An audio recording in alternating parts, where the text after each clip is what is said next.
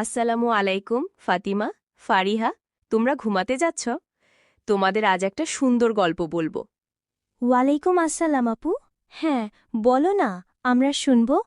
অনেক দূরের এক গ্রামে দুই বোন থাকত। নাম ছিল সুমাইয়া আর মারিয়াম। তারা খুবই আদব কায়দা শিখত আর আল্লাহকে ভালোবাসত।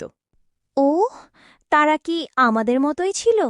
হ্যাঁ, ঠিক তোমাদের মতো। তারা রাতে ঘুমানোর আগে মায়ের কাছ থেকে দোয়া শিখত আর দুজনে মিলে দোয়া পড়ে ঘুমিয়ে যেত। তারা কি কোনোদিন দুষ্টুমি করত না? কখনো সখনো ছোটখাটো ভুল হতো, কিন্তু তারা সাথে সাথে আস্তাগফিরুল্লাহ বলতো আর একে অপরকে ক্ষমা করে দিত। আচ্ছা আপু, তারপর কি হলো? একদিন রাতে আকাশে অনেক সুন্দর তারা দেখা যাচ্ছিল। দুই বোন জানালার পাশে বসে আল্লাহর সৃষ্টি দেখে সুবহান আল্লাহ বলল। তারপর তারা হাত তুলে বলল, আল্লাহুম্মা বিসমিকা আমুতু ওয়া আহিয়া। তারপর তারা আরাম করে ঘুমিয়ে গেল। তাদের স্বপ্নে জান্নাতের সুন্দর বাগান, নদী আর ফুল দেখল। ওয়াও, আমরাও কি সেই দোয়া পড়ে ঘুমাতে পারি?